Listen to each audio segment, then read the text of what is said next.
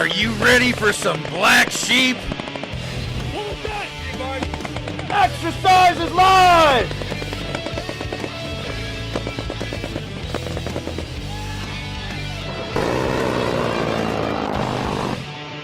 Black Sheep Bravo, broadcasting from red zone to green zone and everywhere in between. Always armed. Hey, this is the Spaniard here in Black Sheep Bravo. Another great day to be getting the word out to everyone out there. Got a great show lined up here for you today. I got a couple great guests here for us. The crew from OCB is here, and we are going to be talking about what they're doing here for the local veterans and veterans from across the nation.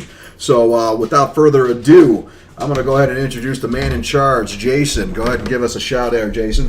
What's up, guys? Jason Zademan here. I'm the chairman of the board and president, founder, bike builder, just about everything but gay porn. Oh, you do? You still do gay porn? Well, no, everything but gay porn. Oh, but. So, pardon the pun? Yeah.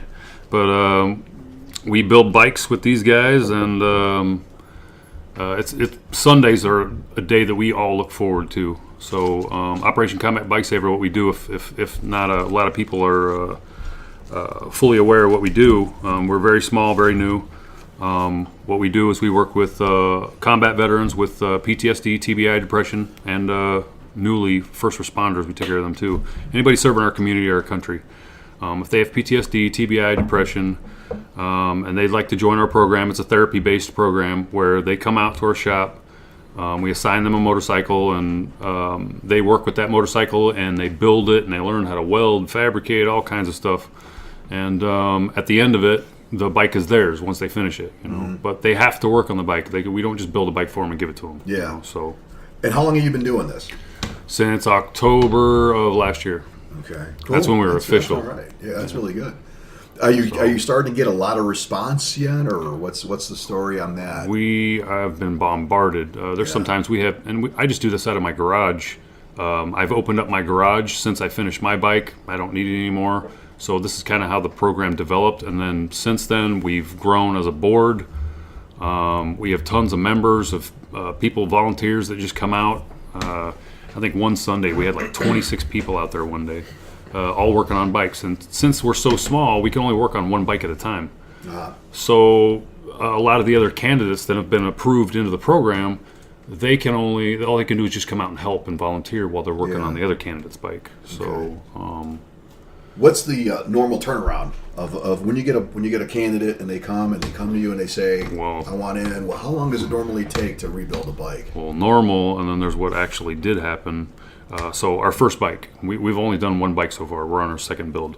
So our first bike, it came in around September, early October, and we started the build on it. Mm-hmm. And it took us, I think it was 19 or 20 Sundays. So we only work on it that one day. We don't work on it throughout the week. We all have jobs and stuff like that. So on the Sunday when we go out there at 8, 9 o'clock in the morning, everybody signs in. We come out there. We work on the bike until people are coming and going all day long. You provide food and beverages and shit like that? No, everybody. It's kind of like bring your own stuff. You know, we don't do any drinking or anything like that. This isn't like bro time to come out there and get wasted and work on stuff. You know, we're safe in the shop. We have PPE and all that stuff. You know. Yeah.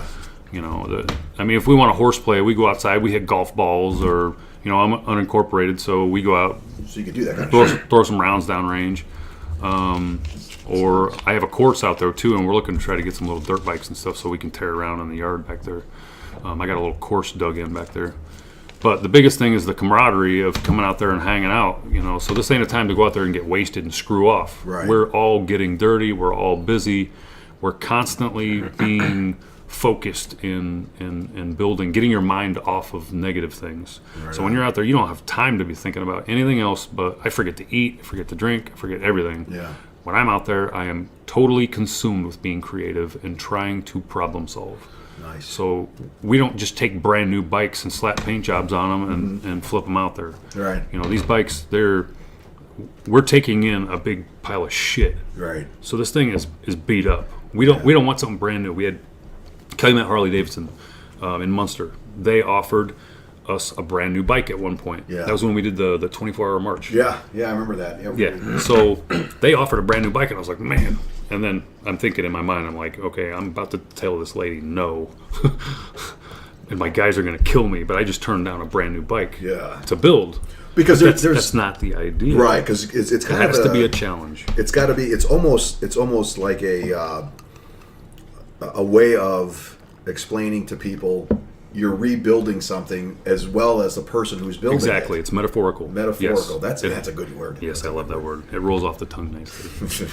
Like moist. Moist. That is a good one. Yeah. Now, speaking of moist, you got some people here with you that I think would make a lot of people moist. Yeah. Tell us who you brought with you. Andrew Hasty. He's the director of public relations. So if you see anything going on Facebook, he's the guy. He's the guy. Dude. I'm the Facebook guy. He's the guy that's marketing everything. He's handling all the messages. So if you're writing OCB, you're talking to him. Tell us a little bit about you, Andrew.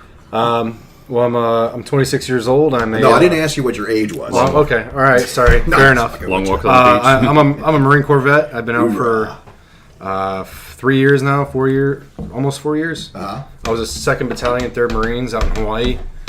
Hawaii. Gotta give a shout out to my guys, Golf Company and then the Echo Company Outlaws.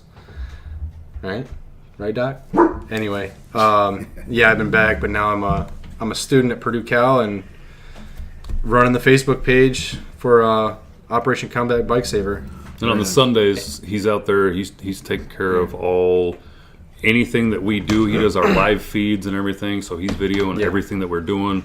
Hopefully we can get into where we're doing like tutorials and stuff. So when I'm teaching a lot of these guys, he's out there, he's capturing those moments and kind of keeping us going. Mm-hmm. Now, do you guys have, like in the military, we come across people who have nicknames. You guys got your nicknames set up yet at airplanes? I've always had crazy, and when I was in the Marines, I had probably 5 or 6 nicknames. No shit. I swear to God. My last name's Hasty, so on my name tape, picture a tan name tape, and somehow I always ended up with a brown blob behind the H, so people would mistake it as nasty. From boot camp, 5 years later, until I was fapped out as an MP on Kaneohe Bay. Everybody almost nasty. Once or twice a week, it was, "Oh, are you Corporal Nasty?" Yeah. Like, no. Fuck yeah, I am. Yeah. Yeah. But and then my other nickname, one of the prominent ones was Bowie, because what's that? What I was gonna say? Why Bowie? As you can see, I have a big head. So the actual story behind it is, I was new to the fleet. I was a boot at 2-3, and we were doing our swim qual for our annual training. And I wear an extra large Kevlar. And so we were doing the swim call, and I'm treading water. And one of my squad leaders is like, "Hey, Hasty, you're doing that pretty well. You look like a fucking buoy sitting out there." And it just stuck. They just called me Bowie, or the Marine nicknames. It's whatever your last name is, whatever rhymes with it. So I got like, Tasty Hasty, Tasty Cakes. Shit. I think the last one that actually has a story is one of my seniors came in to give us some guidance, quote unquote guidance. I think it was more for some, late night PT or whatever, but comes in and I came out of the shower. Late night PT. I don't want to use the H word, but that's basically what it was, So I'm naked and he comes in and he's just like standing there. So I grab a vitamin box that's up in my wall locker and I put it in front of my junk. And at the time was when that SNL skit from Justin Timberlake, Dick in the Box. Oh, Dick in the Box, yeah. So then he was like, "Dick in the Box," and from then on for like 3 years, it was Dick in the Box, Bowie, Tasty Cakes, or Nasty, basically. Nice. Very cool. That's some cool names. And who's next to you? Who'd you bring with you guys? Who's this? Cesar Escoval. He's the assistant director of operations. He's right next to me all the time. He comes out with his beautiful girl Zena. Yeah. Girl or boy? Girl. That's a girl? Yeah. No shit. I thought that was a boy. All right, my mistake. Well, tell us a little bit about you, Caesar, and what's your nickname? Or if you have one. Well, the Marines, they butchered my name pretty bad, so it was it started with squibbles to skivvies to you name it. But I think in the end, if the Marines liked you, they ended up calling you Doc. But I was a hospital corpsman for close to 8 years. Stationed in 29 Palms for 4. With 3-7, did 2 deployments to Iraq with 3-7. Then detached, went to a clinic, volunteered for deployment from the clinic. Went back to 29 Palms this time. Not 29 Palms, Camp Pendleton, so I upgraded from 29 Palms to Camp Pendleton. Yeah. I was there for like 6 months, and then I went to Afghanistan with Charlie Surgical out of Camp Pendleton. And then I got back, and I got out of the military. I've been out for 4 years. And how in the hell did you get hooked up with these guys at Well, OCB? I met Andrew at Purdue, and we hung out a few times, and he's a good guy, and Well, he invited me on board. Yeah, I mean, I brought him on board, and then I was brought on by Crash. Yeah. Yeah, and we had all been a part of a different organization together. But he got involved with OCB, and then he brought me on, and then I brought Doc on. And Well, let's tell you the reason why that they're still here, honestly, is that we do something productive, and we've all vetted each other is the biggest thing, is that we spend enough time with each other that we're slowly growing, but the amount of time that we spend together every Sunday, it might just be one day a week, but I mean, we have our little secret Facebook pages and stuff that we're constantly communicating with each other. And we do things as a family, too. We do get-togethers, and we go to events. We have a ton of events this year. But when you actually hang around an organization, when you're in your vetting process trying to figure out what kind of organization they are, you start to grow on each other. And that's why now a lot of people, they've been slowly becoming board members and helping develop the program. So we're not one of those organizations that just says, I'm going to go out there and do 22 push-ups. God, that was last week's show. We I'm talked sorry, about but that. I had to bring it up. But I mean, we're not one of those. There's enough awareness out there. I'm sorry. We didn't forget. Right. We are a program that is actually doing something. We don't just talk. We don't run our gums. We're actually doing something physically and mentally. Everything that you could think of is there. You wouldn't believe the amount of things that you could learn from tearing a motorcycle apart and then putting it back together. Well, let me ask you guys this. Were you guys familiar with mechanical type of work, or what's your background in working on motorcycles? for me, I've never, up until actually 2 weeks ago, I'd never even ridden a motorcycle. Get the hell out of here. There's a video of it. Screwed up. He didn't even tell me. He jumps on it, and I think, man. Yeah. I'm thinking about upping my insurance or something, because he jumps on it and takes off. I'm like, I became, before I came on as a board member, I was voted on as a candidate. So my bike is a Harley that was donated, 2005 Harley. And it's basically ready to go. It just needs, some minor adjustments, Cosmetic stuff. Cosmetic. Change the handlebars, and we're gonna do a little bit fabrication on it. But we were trying to get it started up last week, and all it needed was a new battery. So we threw a new battery in it. Jason gets it started up, and he's sitting on it, and I'm like, man, this douchebag's about to ride my bike. I'm thinking too. I'm like, man, I'm going to be a douchebag if I ride this thing before exactly. him. So I was like, I better offer it so to he him. But I looks never knew that he never rode, so I just assumed. Yeah, so I just jumped on it, and I had ridden a dirt bike when I was like 10, and I remembered, I always remembered how to shift, one's down. But he didn't remember to pull in the clutch. He just dumped it.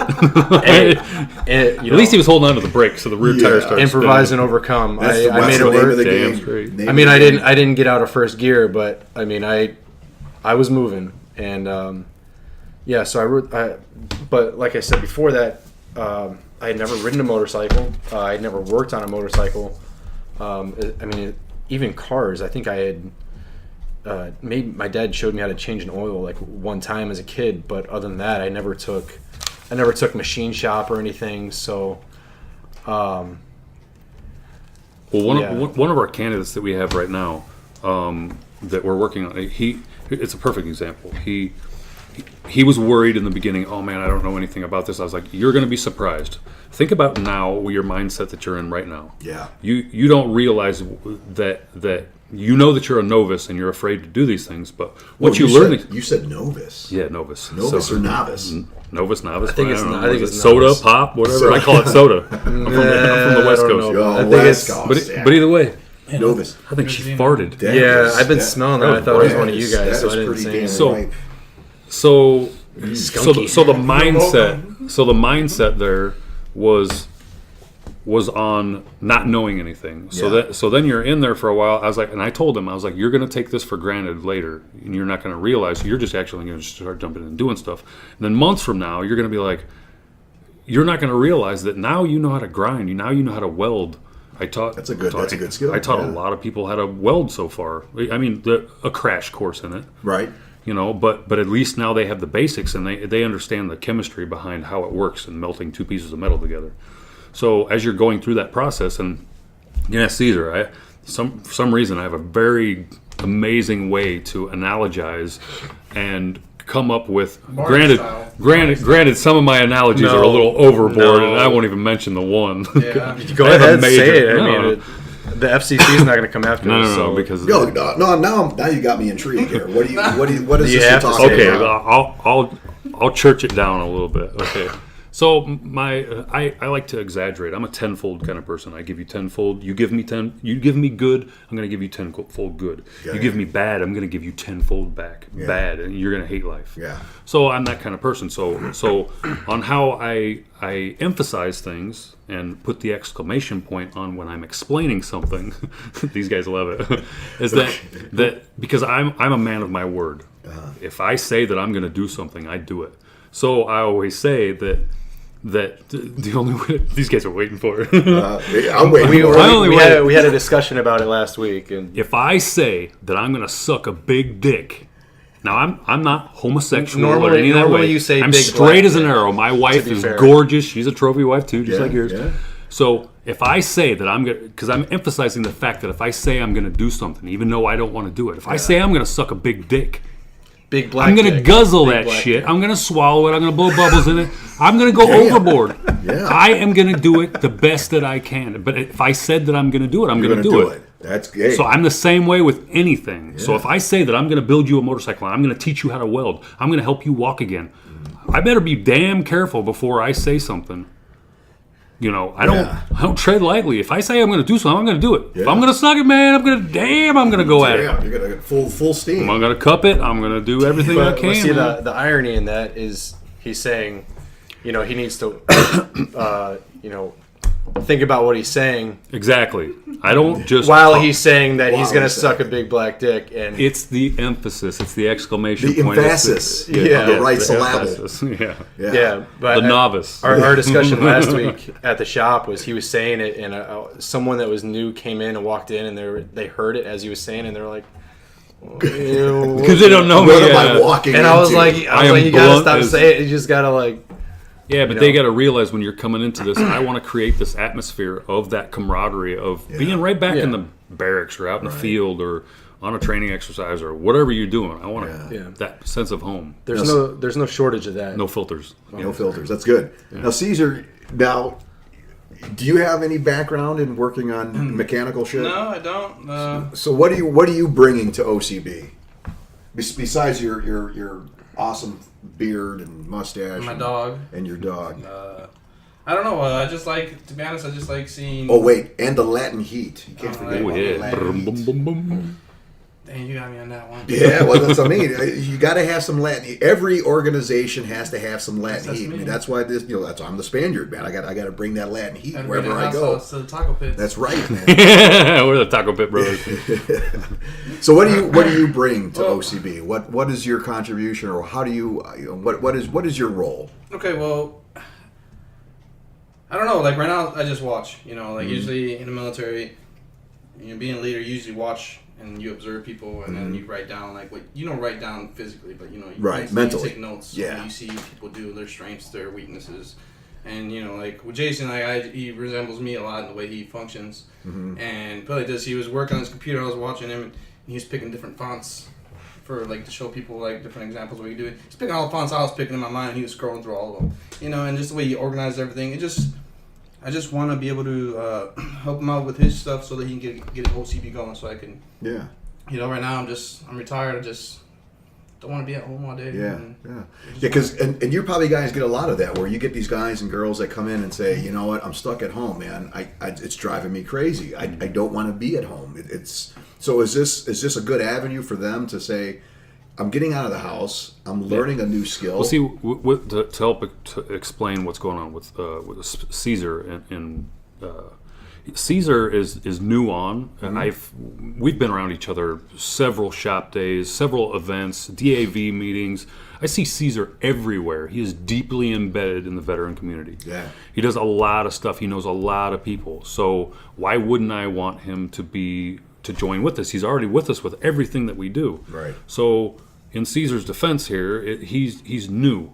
He just literally like 2 weeks ago. Yeah, we just voted on. He's my assistant director, so he's learning my role. In the absence of me, he's going to be learning so that I have a backup, basically. So and he's learning all the aspects of the entire program, and all that's going to do is help better OCB and help his organizations too. Because he's not by himself. Right. He's running other organizations too, and he has future plans with other veteran organizations. In our community and hopefully nationally. So with the experience that he has, I think he's much needed with OCB. I couldn't do it without him. So. And one of the things, because obviously we weren't just bringing on, when we voted him on, we weren't bringing on, a stranger, some guy that we, barely knew. Albert and I both know Caesar for, many months through the other organization. We've known each other for a bit now. And one of the biggest things he brings to the table is just his love for veterans. He's he was a corpsman by trade, but he's got the heart of a corpsman too. He absolutely loves his veterans. He loves looking out for other people and veterans most of all. But that's what an organization needs. Because it's one thing for us to go out there and work on bikes and help these guys out, but if we're not helping them with their their everyday lives, actually kind of putting in the time to say, hey, how you doing? Or, do you need help with something? Then, what are we really doing? We all talk to each other every day, all day. 12 o'clock, 1 o'clock in the morning. It doesn't matter when it is. We're always there for each other 24/7. And that's the cool thing that a lot of people don't realize this. And you brought it up a little bit ago about the 22 push-ups and all these different challenges. And again, I'm not trying to bash it. It's a nice way to bring awareness. But again, you said we have enough awareness. I don't think people realize that there are men and women who have served that are still struggling, and that's the point that kind of you guys touch on. You're bringing in people that are struggling, and yet you're giving them an avenue to channel that. And to me, that's commendable. That's something that needs to be done, that should be done. It's kind of something that the VA, I hate to bring them up, but that's something the VA should be doing. And they're really, that's one avenue where they're not touching on, and you guys are filling that void. Which again, I'm grateful you guys are doing this, because again, I've seen a lot of great things, and the way people are talking, it's phenomenal. And it's one of those things where if people aren't familiar with it, how can they find out more about OCB? www.combatbikesaver.org, or go to our Facebook page. Just Combat Bikesaver, Operation Combat Bikesaver on Facebook. You can just type it into a search. Right on. We're all over there, and the website, and anybody can fill out an application, whether you're a civilian, SWAT team member, EMT, firefighter, combat vet, Have you gotten any responses from first responders yet, or is it mostly veterans right honestly, now? I think we just got one today. I think what was he? I don't remember. Well, I literally got first the email candidate just before. He's a veteran and a first responder. Yeah, a lot of them are both. Yeah. Yeah. Some swerves, was it Crash? He was SWAT for a while. Then he Right. served with you for. Yeah. So yeah. a lot of these are Crazy multi. And see, this is why we brought in first responders in the first place, is that they still serve their community on the home front no differently than what veterans do overseas. Right. So they're still putting their neck on the line, and they're seeing a lot of traumatic instances that can affect their home life. Now the problem is with first responders is they're not allowed to say they have a problem. Otherwise, they get their sidearm taken from them. They lose their job. Exactly. Yeah. So I've heard that. What do? They go out drinking. They take it out on their families. They're beating their dog, their kids, their wife. They're doing whatever, and they're lashing out basically because they're not allowed to say they have a problem. So what do? They drown it out. So we just want to be able to have a safe haven for people to come out and just lose yourself, get lost, find a new you, whatever.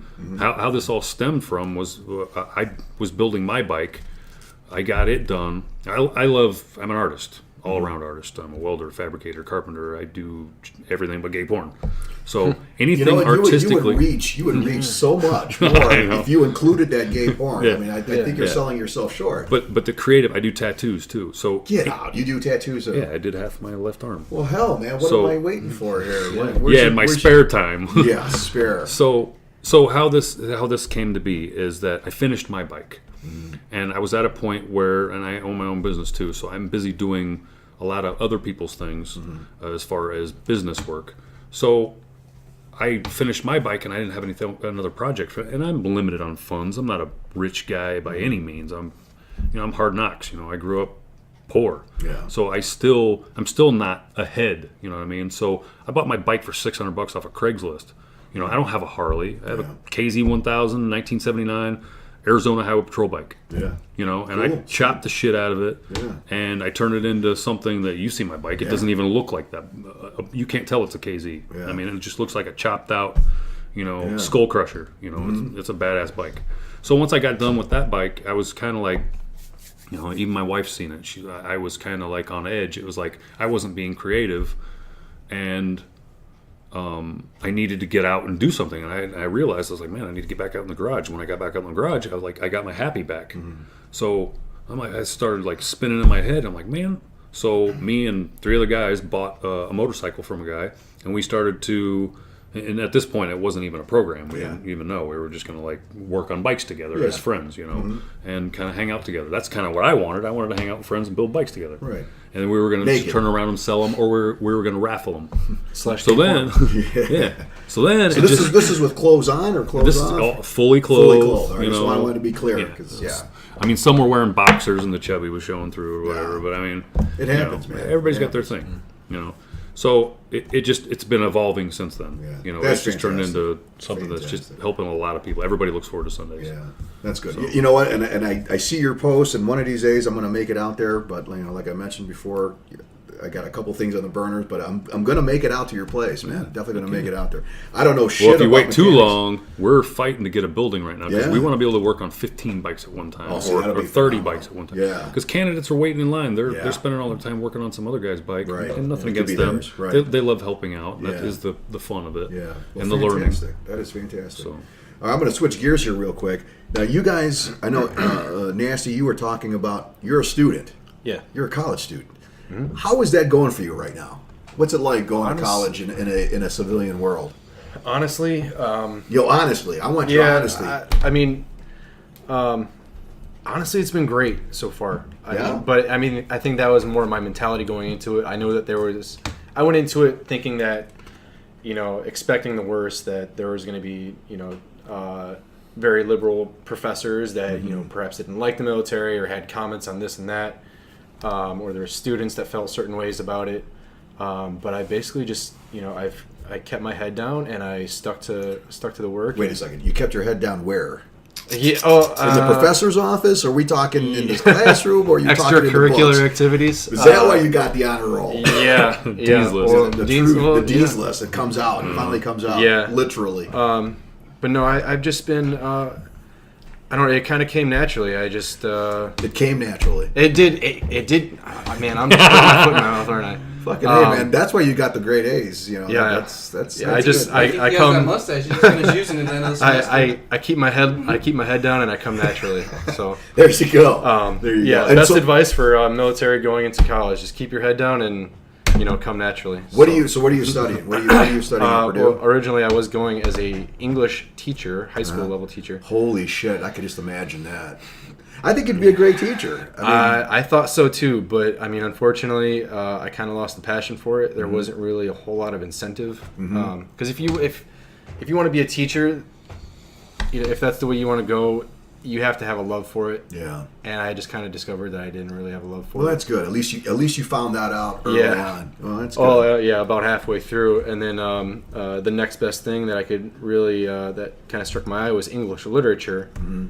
And shortly after that, I'm currently pursuing a certificate in writing for multimedia. That is so badass. writing scripts for radio, Video games. video games. That's I can't wait that's for been that. pretty cool. Social media, and that's how I kind of came to be the. I still remember our drunken conversation. We are doing that. Oh games. yeah, Well, shit. I got a couple of guys that do a podcast. I think they're out of California. We'll have to talk to you offline and give you their info definitely. because they have supported Black Sheep Bravo as well as a lot of different veteran type of organizations. So I'll definitely have to hook you up with that. Yeah, Now, definitely. Caesar, you were a student for a while. What was your experience like?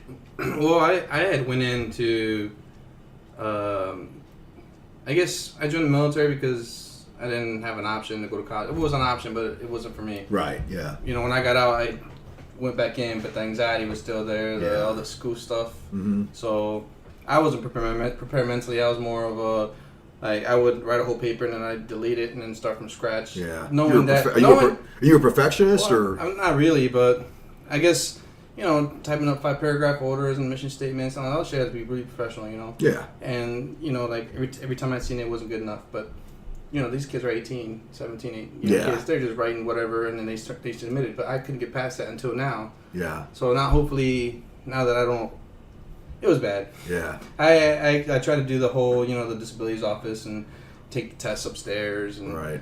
And Just wasn't for just you. the support wasn't there Yeah. at all whatsoever. I got to the point where, yeah, I'm still waiting to hear from. I have 3 incompletes that I didn't finish the semester I was there, and the disabilities office still hasn't got back to me. Whether the assignments I got to turn in, they haven't reached out to the professors. It's just a very, that building causes me anxiety, so I probably won't go back for a while. Mm-hmm. Well, and that's okay. That's fine. That's fine. Because you guys have deployed. Mm-hmm. You guys have come back. Have you noticed anything different in terms of, I don't know, what are the things that really set you off? That now that you notice that you're back, you're back home, you're trying to reintegrate. Are there certain things that kind of just piss you the fuck off? The lack of appreciation that everyone has. Yeah. As an example, one of my professors, she made it her way of going to each student and asking, "Would you join the armed forces?" Everybody said no. Mm-hmm. And they gave up, like, "Fuck this, I wouldn't join. I'm not going to die for this country, blah, blah, blah." Yeah. And, of course, the professor went at me at the end and was like, "How do you feel about that?" Well, she saved you for last. Yeah. Does she know you were a veteran? Yeah. Wow. How do you feel about that? Yeah. You know, I could just imagine what your response and I kind was. of like feel like this is like the next class. There was like 3 people that weren't in that class Yeah. anymore. They dropped it. Yeah. I was fucking heated. You know, I just. It was a Well, I wish I sociology was in that too. class. I wish I would have been there. Yeah. I mean, and again, not to, I have a lot of civilian friends. I'm not. They don't understand, and I think it's people like you guys. Yeah. Doing what you're doing right now to educate these folks, because again, they don't realize the sacrifice. They don't realize what you see. So that's the thing, is sometimes we don't even realize it either. Exactly. Like honestly, like for the longest time, like I look at my medals and my ribbons and all that stuff, and I was ashamed. I was embarrassed. Like Yeah. my E's too crooked, my fucking hemoglobin anchors off by like this. You're a little bit. perfectionist. Now. Yeah, I guess. And like I just stared at it until one day, like I started like looking up the definitions of some of my medals and stuff, and it just in the end, I'm kind of a badass in the end. Right. If you want to look at it. Well, I would agree. I mean, what I'm I'm going to tell you right now, as a Marine, I'm going to tell you right now, man, there's a special place in heaven for fucking corpsmen. I'm going to tell you that right now. Because, again, you guys have been, through some crazy shit. You guys go through some extreme training. And I'm going to tell you right now, man to man, heart to heart, thank you for all the shit that you have done for us Marines, man. I'm going to tell you that means a lot to me. That's an understatement.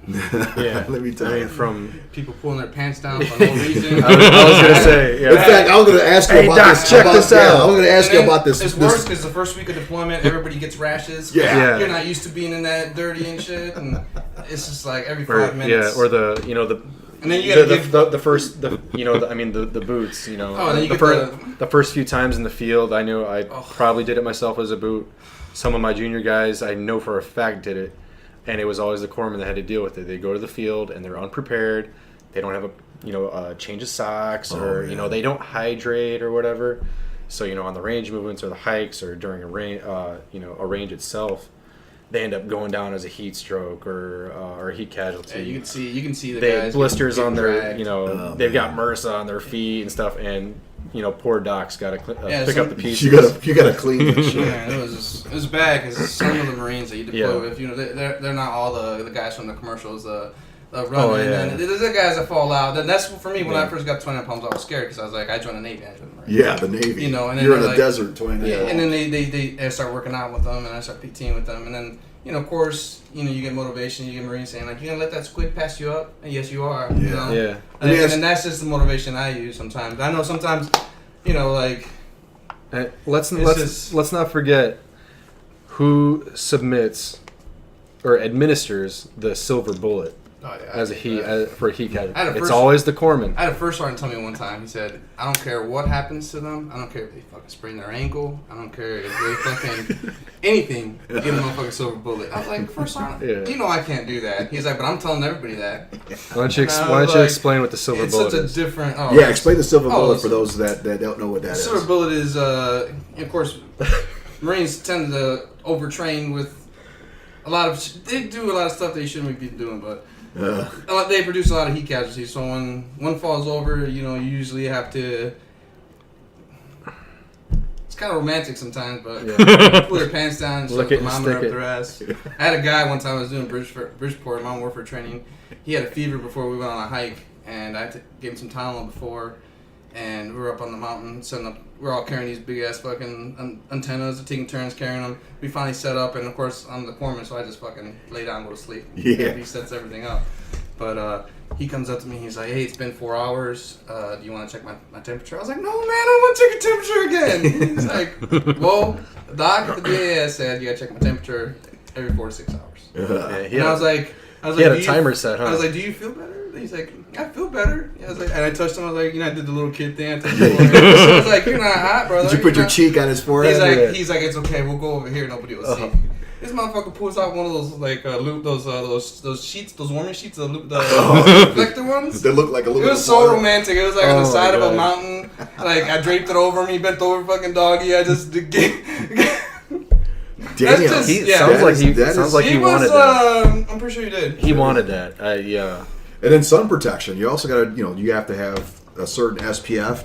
Did you rub the lotion on some of the Marines sometimes, to make sure? Make sure I got it between the butt cracks. That's the part that gets burnt the most. Was it the wax on, wax off methodology, or like just rubbing it this way, or of course you gotta wax on, wax off. Fucking A. Yeah, fucking Corbin. I love you guys. Love you guys. Now I'm gonna switch gears here a little bit, kind of talk about current events for those that aren't familiar.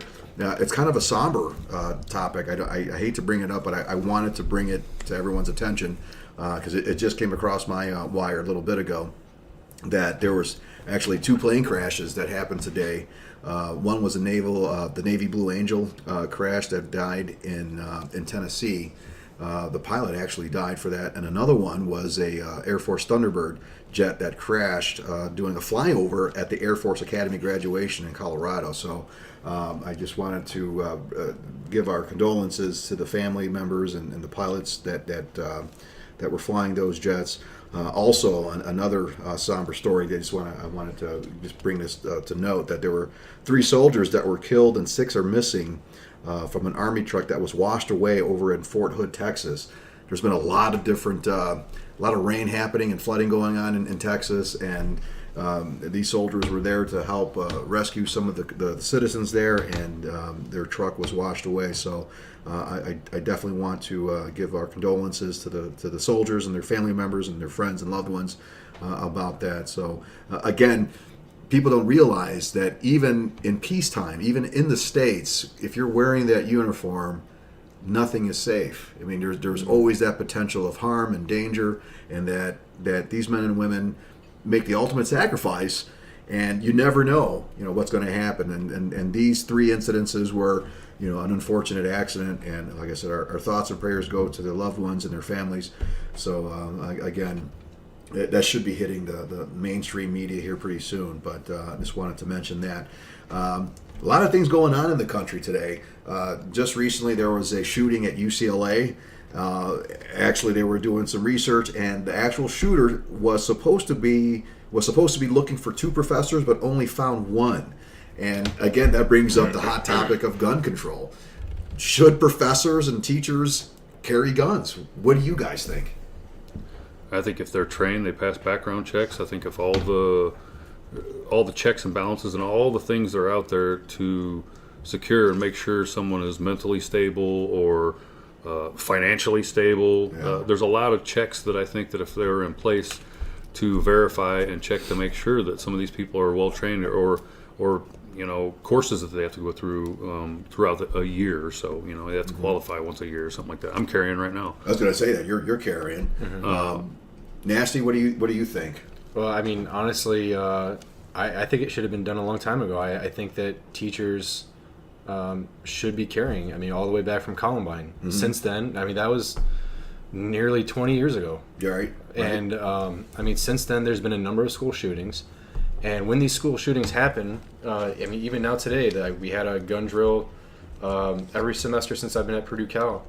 And the procedure is that you you barricade yourself in the classroom. And I'm sitting there as a trained Marine. I'm like, screw that. I'm gonna get out of here. You know what I mean? I don't have a gun on me. I do have a carry permit, but you're not allowed to carry on the university property, and that's. See, that I disagree with. Yeah. That I definitely disagree with, because I do too. I'm going to go ahead and say it. I graduated. I'm already done with school, but I carried. Yeah. I didn't give a shit, because again, when the shit hits the fan, the people are going to look to the veterans and say, "Help me," right? Yeah, exactly. And so, I mean, I'm going to say it. I'm going to put it out there. Sometimes these buildings that will have that sign, with the gun with the X through it, or the cross, the do not enter kind of a thing. I don't believe in that. If I'm at a movie theater, at a restaurant, anywhere where there's a big population and there's the potential of a threat, I'm all over it, man. Oh yeah. I mean, that's just my thought. I don't know if you guys feel the same, but no, definitely. I'm normally carrying all the time. Here's an instance. It was 2012. 2012, there was a threat at my daughter's school. My daughter was going to school up here in Indiana, and there was a threat towards one of the ladies that worked there. Her husband threatened her. I don't know if they were going through a divorce or what was going on, but he basically threatened her and the rest of the school. So a lot of us dads, got upset and wanted to see how their security measures were and everything. So we went digging, and it ended up being a national news media thing. I camped myself out there, and I think I was interviewed by somebody too. I don't remember where the video clip is. This was a while ago, so it was 4 years ago. So I don't remember all of it. But there's always a solution to every problem.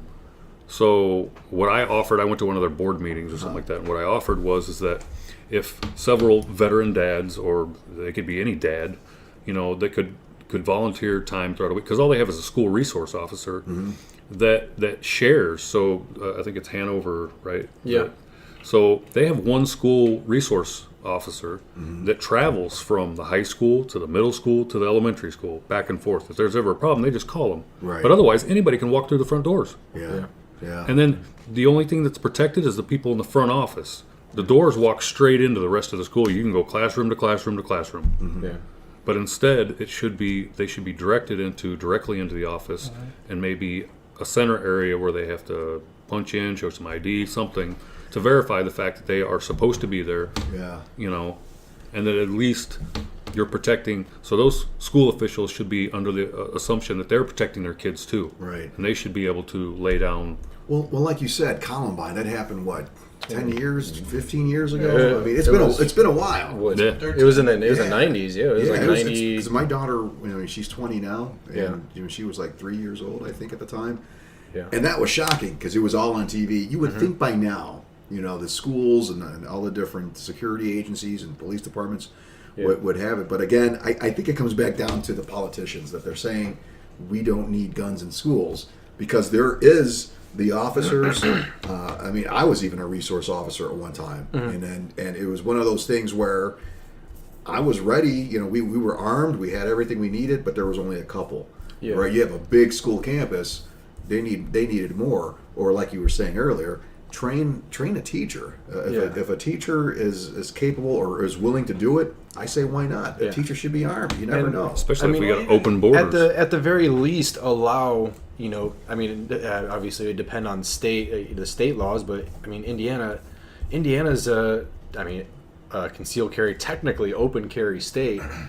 I mean, obviously you don't want an open carry at Purdue Calumet or Purdue, or Purdue Northwest now. Yeah, I don't carry going into a bar or anything. But I mean, there's no reason for there carry. not to be at least concealed carry, because I mean, you are increasing the chances for, you know, someone to have a firearm. Yeah. But then at the same time, there could be 3-4 other people in the classroom that also have a firearm that could put an end to the guy right off the There's bat. way more good people out there than there are bad people with guns. Well, I think differently than you guys. Yeah. So, Lay it on us, man. I see it as in, I don't even worry about the guns right now. Why aren't teachers trained more better on first aid? Why is there more first aid kits? You know what I'm saying? Like, That's true. That is true. Like, that's just what I see. Like, I have a friend that he has Pride Corpsman, he has a training company where he wants to train, like, he has a med bag he created, and he's training police officers, and he wants to take it to schools and stuff, and he started to study where he would ask police officers, like, what kind of med supplies do you carry? You know what the problem with that is, though? Yeah, with the suing and all the legal stuff. But still, in the end, the stuff that they do have, the stuff that they do have, they don't even know how to use it. You know what I'm saying? Right. So Everybody's afraid of getting sued, though. I mean, if you don't save their life, or you break a rib or something, and you're getting sued, yeah, and that's I might as well. If I'm going to break a rib, I'm going to spill a cup of coffee on them too. Yeah. Why not? Yeah. Well, but that's always been an issue with police officers too, because again, even when I was doing police work, there were some newer officers that were coming in that were afraid of lawsuits. That they said, "What should I do?" And I'm like, you know what? The second you hesitate, could mean life or death. Yep. And I think these. And I see it way different. We shouldn't be running around in fear. Exactly. Not true, yeah. None of us should be scared to live where we're at. So I think if everybody went through the proper, like I did all background checks. I've never even had a ticket. I have nothing going on in my life. I'm sure everybody else has had something going on in their life, but a lot of people had different childhoods and grew up differently, or had certain circumstances that happened that may keep them from carrying a firearm or whatever. But I think as long as you go through the proper process, that should never be taken from us to be able to protect ourselves. Yeah. So, but I think our schools should be protected a hell of a lot more, because that's our future. Right. So, man, your dog's being vocal. She's dreaming over there. Yeah, very nice. Yeah, and you know what? That brings me to a next topic here. I mean, Caesar, you have a service dog. Yeah.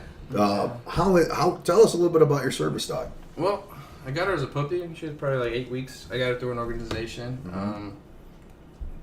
Things happen. I've had her by myself since. Just basic obedience, just basic public exposure, really. For a while, I had mixed feelings about service dogs, and I even didn't think she was for a while until recently. I see her every day. In the morning, I have somebody to talk to. Gets me out of bed. I meet people. It's just, she's a life changer. She's done more for me than I know. It started with the whole just me getting up so she doesn't pee in my bed. You know what I'm saying? Yeah. And that was a big thing for me. Sometimes I'd get up. Right. I ain't got nothing to do. Just lay back down. And then I'd lay back down until 5, 6 o'clock in the evening. You know what I'm saying? Like I just so depressed that I just felt so heavy. To a point. Yeah. But it has helped. Yeah, with her, it is. Yeah. That's cool. That's cool. Well, there's some people. We got that's the in crowd. So again, before we wrap the show up, I just wanted to end on something. This was in the news here earlier that a 24-year-old teacher was arrested because. Hold on. Well, yeah, that's some growling here.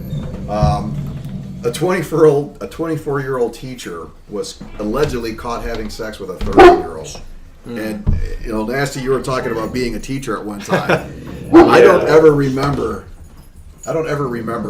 having this kind of situation happening when I was growing No. up. So I mean,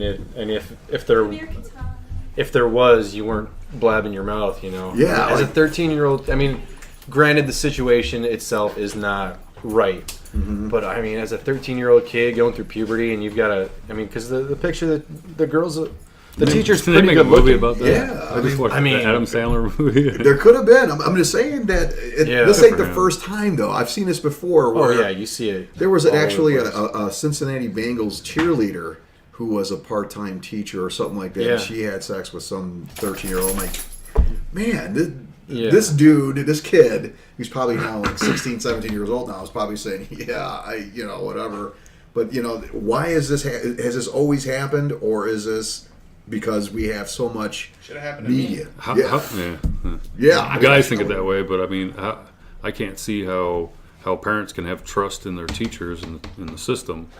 If I mean, granted, all of us guys think it's cool as shit that this kind of stuff. Why didn't this happen to me? Right. Kind of thing. But you don't see Flip the script. You don't see flipping the script. You see right. girls running around like, oh yeah, even though it does happen. Yeah, it But then does. they don't want the whore status, all that stuff. A guy, he's gonna revel in it. He's gonna love it. He's Well, I gonna mean, be a rock star. that's one of our fantasies as men, growing Yeah. up. That The the teacher, the lunch lady, the librarian. Yeah. Maybe not so much the lunch lady. I bet Joe. Mustache. I don't know. Yeah. I had some pretty hot lunch ladies, though. I don't know. What's your fantasy, Crazy? What would be your fantasy? What was always your fantasy growing up?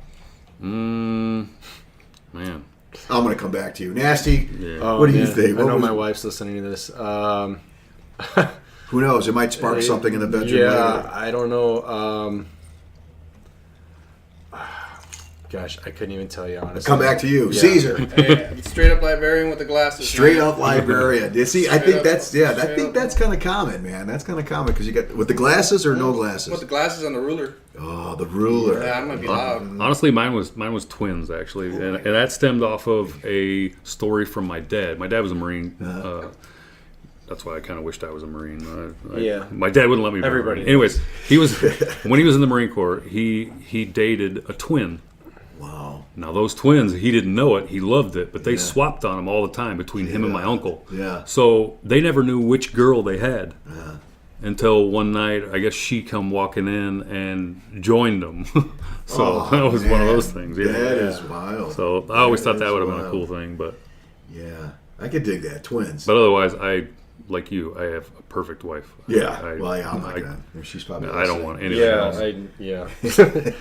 My fantasy is a wife. woman that's 5'6" with brunette hair, and basically my wife. Basically, That's it. That's Yeah, a safe. that's That's it. a safe bet. Definitely playing a it safe. I'm not going to reveal too many secrets. Safe bet. All right. Before we wrap up for tonight, Jason, you guys got a few things coming up in the future. Yes. So is this Nasty's territory, or is tell us about? Well, I can what's- explain some of them if I missed any. Why so- don't I've got the dates written down here. Okay. I'll give them out, and then you can, Elaborate. elaborate. That's a big word. I like that. Syllable. There you Sit- go. I'll stick moisten that it. in your. Moisten that. I'll moisten it up. There you go. So what do we got coming up All ahead right, of us? so June 17th and 18th, we're going to be at Calumet Harley with Scootin' America. That's over there in Munster, off Calumet. So Yeah, we're gonna help promote and show off OCB. We're gonna bring a bike up there. Nice. I'm not sure which day the ride is. They keep switching it around. Yeah, I think they it's do. on Friday, but depending on I the thought weather it and was, everything. I thought it was Saturday, So- but they keep changing. So we might ride, but otherwise we'll have a booth set up there. We're gonna be showing off, the bike. We might have a few T-shirts or something there, showing off some of our stuff. Several of our candidates will be there. A lot of our board members will be there. We're playing a supporting role in Calumet Harley's event there for Scootin' America, Okay. and we just want to show off our stuff Right. and talk to everybody. So that's June. yeah, June 18th. at the end of the month, June 26th, we have the Ride to Silence Stigma. Okay. When is that? June 26th. June Yeah, 26th. that's a suicide run. It's a suicide prevention run. We're playing another supporting role there. I'll just jump in here and say July 9th, we have two events going on.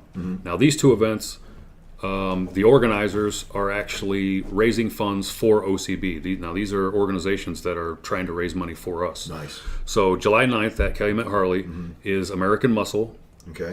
Put on by Region Rides Magazine Nice. and Calumet Harley. They're putting on American Muscle Show. It's a car and bike show. It's going to be huge. Nice. Now, all the proceeds of that go to us, OCB. Wow, that's amazing. Now, on that same day, another organization, Northwest Indiana Riders, is putting on a bikini car wash, car and bike wash, and stunt show at Buddy and Pals in Crown Point. Is it a bikini or a yeah. bikini slash main? Well, I was just going to Plus say, Speedos, too. Okay. since we have the two events, we're going to have to divide our Yeah, we're going to our divide and courses. conquer. We don't have very many So people. I'll be out there at the car wash in my bikini. I was going to my say, OCB. I'm going But to. If you want to join us, we got an Hammer. OCB bikini with your name on it. I'm down. I am Heck down. yeah. Fucking A. That is great. And okay, so real quickly, if people want to reach out to find out more about OCB and to contact you, what's the best way for them to contact you? www.combatbikesaver.org. Excellent. Or That is the best way. shoot, Facebook, too. Okay. shoot us, Facebook. shoot us a message on Facebook. I personally receive all the messages, and I get an alert on my phone, and I do my best to answer as quickly as possible. But if you want to know any detailed information about the entire organization, it is action-packed, full website, full of everything that we're about. It shows the building that we're working out of, what we're trying to achieve, applications for anybody if they want to donate parts, if they want to find out how they can help, come out and donate. Everything is there on the website along with the Facebook page. Facebook page, you get to see a whole lot more. You're getting to see live feeds every Sunday, pictures and photos of the guys working in the shop. You get a daily action-packed package there on Facebook. Nice. The website is one of those if you want to dig deeper. Very cool. So Very cool. All right. Well, that pretty much wraps it up for Black Sheep Bravo for this edition. Again, this is the Spaniard. With me again was people from the crew from OCB. I want to thank them for coming out. I also want to go ahead and throw a shout out to Albert Crash Bar. He's still getting his bait shop up and running. So hopefully he'll be back here next week, as well as El Jefe. He's out doing some things. And he's the masturbator. Yeah, we have He's this the joke. masturbator, Yeah, yeah. we I call him know. the masturbator. I'm trying. I was going to bust his balls about putting his dick on a hook, and maybe he might be able to catch something. But I don't know, he might want to beat my ass after that, because then we'll definitely have a penis measurement contest. Yeah, we miss him. He's been working his butt off. We'll have to do that. Yeah. But yeah, want to wish him all the best. And again, for those of you guys that want to reach out to us and you want to be a future guest on Black Sheep Bravo, give me a call at 219-232-VETS. That's 219-232-8387. Or you can find us on Black Sheep Bravo on Facebook, as well as on Black Sheep Bravo on Twitter. It was a pleasure to having these guys on board. Thank you guys for coming out. And as always, for those of you guys that are out there, you want some information or have any new topics or concerns about items on the show, give me a call or send me a message. And as always, keep it real. The smoking light is lit and always armed. Thanks again for joining us. We'll see you next week. Have a good one.